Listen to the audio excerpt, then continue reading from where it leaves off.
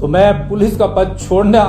पसंद करूंगा, लेकिन मैं इस अपमान को नहीं सह सकता हूं। पुलिस मुख्यालय के बड़े बड़े जो अधिकारी हैं वो एक ग्रज मेरे से रखते हैं कि हम आप लोगों को देख लेंगे, हम आप लोगों को फंसाएंगे।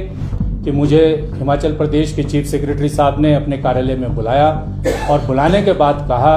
हम उस दबाव में नहीं आए। समय आने पर मैं ये भी प्रकट करूंगा कि किस प्रकार का दबाव था। पुलिस महानिदेशक में जब वो सीआईडी में महानिदेशक के पद पर थे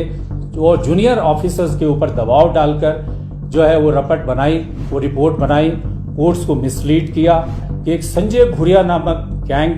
में जो है उनके निजी स्टाफ का एक व्यक्ति संलिप्त पाया गया है। कि हमने ईमानदारी के साथ सच्चाई की पता लगाने का प्रयास किया है और हम इस बात को स्वयं जानते हैं कि हमने कितनी ऑनेस्टी से और कितनी मेहनत से इस दिशा में जो कदम उठाए जाने चाहिए थे वो सिंगल हैंडेडली उठाए हैं। पुलिस महानिदेशक ने उस इन्वेस्टिगेशन में जो एफिडेविट और जो शपथ पत्र दायर किया है वो बहुत ही गैर जिम्मेदाराना तरीके से दायर किया हुआ शपथ पत्र है।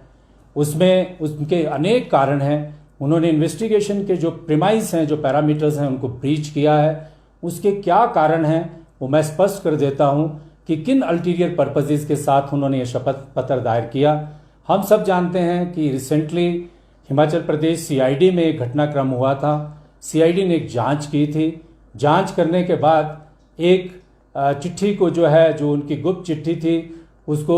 ऑफिस से निकाल कर चुरा कर लीक करवाया गया था और उस दिशा में एक एफआईआर पंजीकृत हुई है। मुझे इसमें कहने में कोई संकोच नहीं है कि उसमें जो हमारे पुलिस महानिदेशक हैं उनका निजी स्टाफ जो है संलिप्त है और उनकी इन्वेस्टिगेशन चल रही थी। इसी दौरान जो है उस इन्वेस्टिगेशन को बाधित करने के लिए उन्होंने अनेक प्रयास किए और यही नहीं है, इसके अलावा भी अनेक ऐसी शिकायतें जिला शिमला पुलिस को प्राप्त हुई हैं जिसमें पुलिस महानिदेशक के आचरण के संदर्भ में गंभीर प्रश्न उठाए गए हैं। अभी कुछ समय पहले हमारे पास एक शिकायत प्राप्त हुई जिसमें एक विनय अग्रवाल नामक व्यक्ति के संदर्भ में यह प्रकट किया गया है कि पुलिस महानिदेशक ने एक रिपोर्ट तैयार की और वो रिपोर्ट जो है पुलिस महानिदेशक में जब वो सीआईडी में महानिदेशक के पद पर थे और जूनियर ऑफिसर्स के ऊपर दबाव डालकर जो है वो रपट बनाई, वो रिपोर्ट बनाई, कोर्ट्स को मिसलीड किया। उस बात की जांच भी शिमला पुलिस कर रही है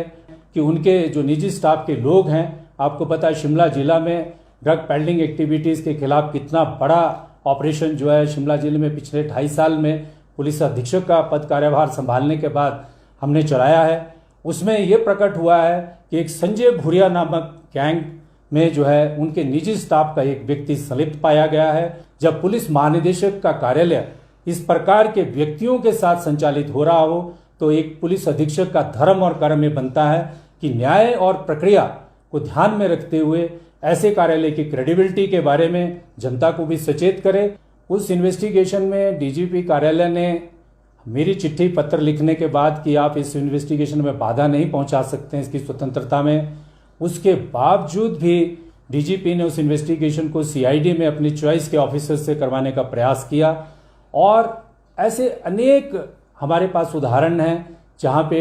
जो हमारे पुलिस महानिदेशक हैं उन्होंने इस प्रकार की उनके विरुद्ध शिकायतें हैं कि उन्होंने कोर्ट्स को मिसलीड किया है टाइम टू टाइम और इस प्रकार के शपथ पत्र जो भ्रामक शपथ पत्र हैं वो डाले हैं कि निशांत शर्मा जो एक मध्यम वर्गीय व्यापारी है, उस समय भी एक ऐसी चुनौती मेरे सामने प्रकट हुई थी और वो भी उस समय जो संजय कुंडू हैं जो उस समय के पुलिस महानिदेशक थे, उनके विरुद्ध भी मैंने जो है वो एक एफिडेविट हाईकोर्ट में दायर किया था बगैर पक्षपात के, बगैर भय के। और ऑनरेबल कोर्ट ने जो फैक्ट्स मैंने हाईकोर्ट के समक्ष रखे थे, ऑनरेबल कोर्ट के समक्ष रखे थे, उनको उन फैक्ट्स को अप्रिशिएट किया था। मुझे इस बात में कहने में कोई संकोच नहीं है क्योंकि 25 वर्ष 26 वर्ष का जो मैंने ऑनेस्ट पुलिस कैरियर जो है वो अपना जो एक तपस्या की तरह लगाया है और आज अगर कोई मेरी इस ईमानदारी को और इस प्रोफेशनल इंटीग्रिटी को अपमान करने का कोशिश करता है तो मैं पुलिस का पद छोड़ना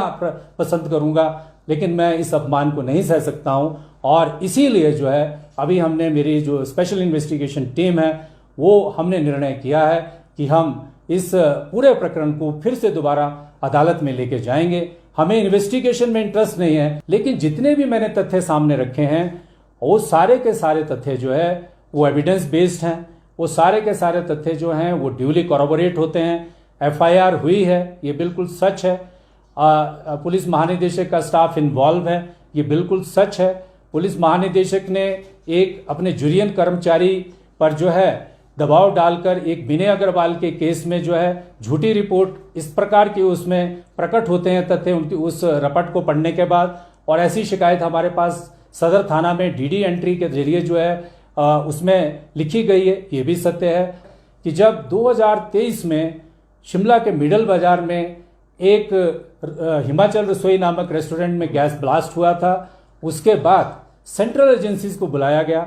NSG को बुलाया गया और NSG पुलिस मुख्यालय में ठहरती है। और उस समय के DGP जो है NSG को क्यों बुलाते हैं पहले तो हमें समझ में नहीं आया, लेकिन कुछ समय के बाद NSG की एक रिपोर्ट आती है कि ये रसोई धमाका जो है ये एक टेररिस्ट इंसिडेंट है, इसमें तो RDX मिला है। और इसी दौरान जो है मुझे पता चलता है कि पुलिस महानिदेशक मेरे बारे में एक चिट्ठी लिखते हैं चीफ सेक्रेटरी हिमाचल प्रदेश सरकार को कि ये जो टेररिस्ट एक्ट हुआ है इसमें जो है शिमला जिला के पुलिस के SP और पुलिस की जो है वो नेग्लिजेंस है, उन्होंने एविडेंस को डिस्ट्रॉय किया है। और वो शपथ पत्र दायर करते हैं अपने बचाव में honourable supreme court of India में, और ये सारे तथ्य जो हैं वो अपने डिफेंस में यूज करते हैं। लेकिन आज उस इन्वेस्टिगेशन की रिपोर्ट सामने आ गई है और कितना ज़्यादा आश्चर्य होता है कि NSG जैसी सेंट्रल एजेंसीज को हमारे पुलिस के बड़े बड़े ऑफिसर किस काम के लिए यूज़ कर रहे हैं। और ये पाया गया कि उसमें कोई RDX नहीं था, उसमें कोई विस्फोटक नहीं था,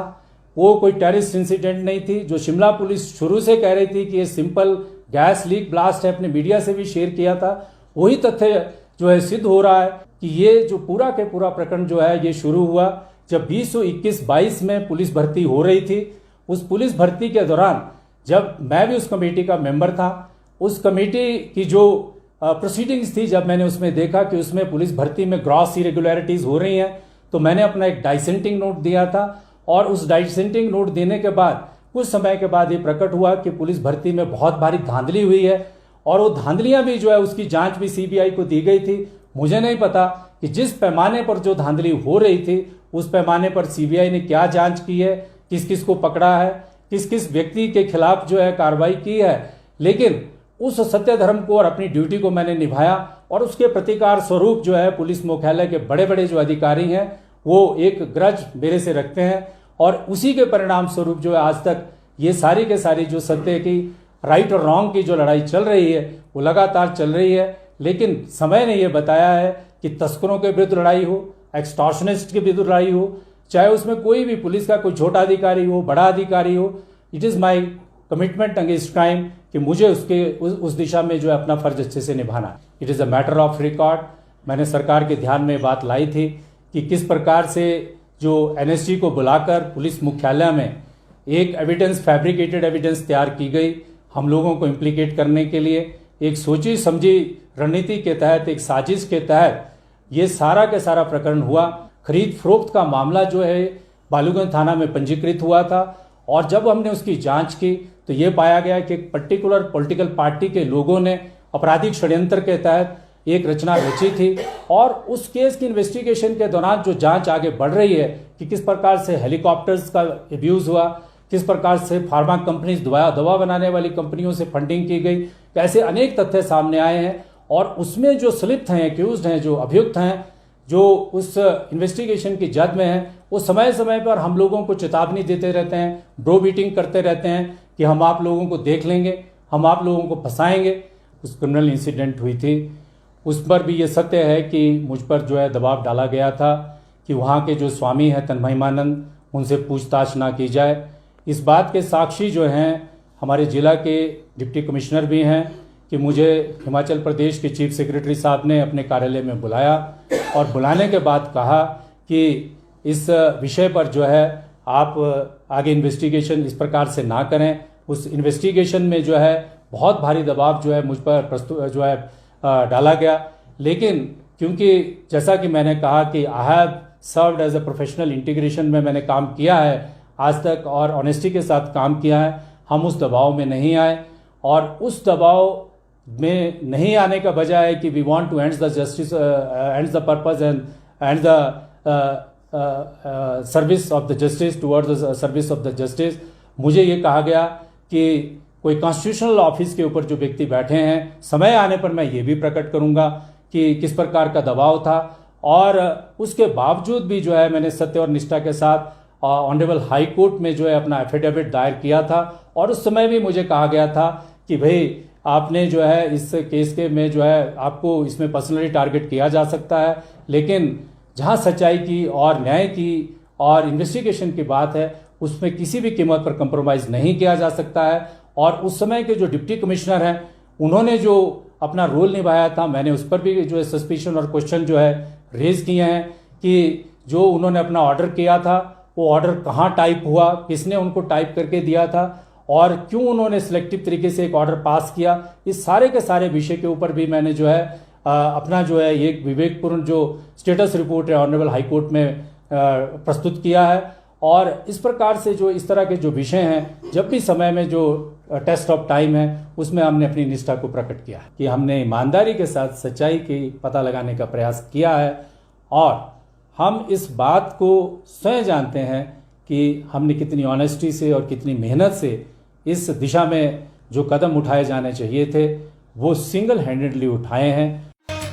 त्योहार के इस सुहाने सीजन में गोयल मोटर्स नेटवर्क की सोलन और शिमला स्थित नेक्सा शोरूम में पाई इंडिया की सबसे पसंदीदा गाड़ियों पर खास ऑफर। इग्निस, बिलेनो, फ्रॉन्स, जिम्नी और ग्रैंड विटारा जैसी शानदार गाड़ियों को खरीदने का साल का सबसे बेहतर वक्त। नेक्सा का खास ब्लैक एडिशन उपलब्ध है। सभी तरह की गाड़ियों से एक्सचेंज और अपग्रेड ऑफर भी। तो देर किस बात की, आज ही सोलन या शिमला में गोयल मोटर्स के नेक्सा शोरूम में पधारे और पाए कार खरीदारी का एक कभी ना भूलने वाला सुखद अनुभव।